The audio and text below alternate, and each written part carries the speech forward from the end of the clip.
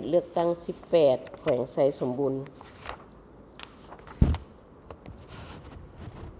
1. ท่านมนไสรับมัวส่งกรรมการศูนย์กลางพรรครองประธานศูนย์กลางแนวราสร้างชาติ 2. ท่านพลอยคำหุ้งบุญยวงกรรมการศูนย์กลางพรรคเลขาคณะพรรคแขวงไสสมบูรณ์ 3. ท่านนางคำศรีสิทธิวรดากรรมการประจำพรรคแขวงหัวหน้าคณะโฆษณาของโฮมแขวง 4. ท่านกัวจังตราเซิงกรรมการพรรคแขวงประธานสหพันธ์กรรมบาลแขวง 5. ท่านนางบุญทวีสิงห์วิไลกรรมการพรรคแขวงประธานสหพันธ์แม่หญิงแขวง 6. ท่านโพสีเต็มเมราชหัวหน้ากรมกรรมาธิการแผนการงบประมาณและตรวจสอบสภาแห่งชาติ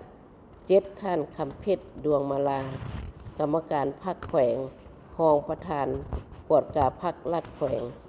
8. ท่านนิกรนามมาใส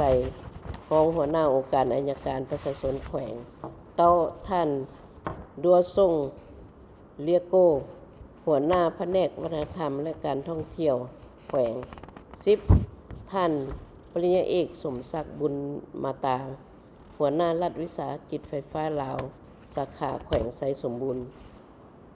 ข้าพเจ้าขออนุญาตแจ้งเกี่ยวกับคุณลักษณะของผู้สมัครรับเลือกตั้งเป็นสมาชิกสภาแห่งชาติชุดที่10มีดังนี้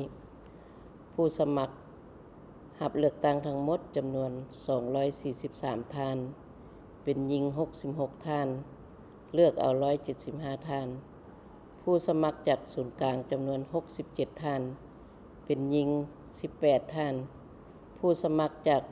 ท้องถิ่นจำนวน176ท่านเป็นหญิง48ท่านสมาชิกสภาแห่งชาติชุดที่9สืบต่อสมัครจำนวน37ท่านเป็นหญิง15ท่านผู้สมัครจากรัฐวิสาหกิจจำนวน1ท่านผู้สมัครจากธุรกิจภาคเอกชนจำนวน10ท่านหญิง1ท่านมาฮอดนี้ครับเจ้าได้สิ้นสุดการประกาศแจ้งรายชื่อผู้จะลงสมัครรับเลือกตั้งเป็นสมาชิกสภาแห่งชาติชุดที่10อยู่ทุกเขตเลือกตั้ง18เขตเลือกตั้งในทั่วประเทศขออวยพรให้บรรดาท่านจงมีสุขภาพเข้มแข็งมีผลสำเร็จและประสบหน้าที่ที่มอบหมายให้ขอขอบใจ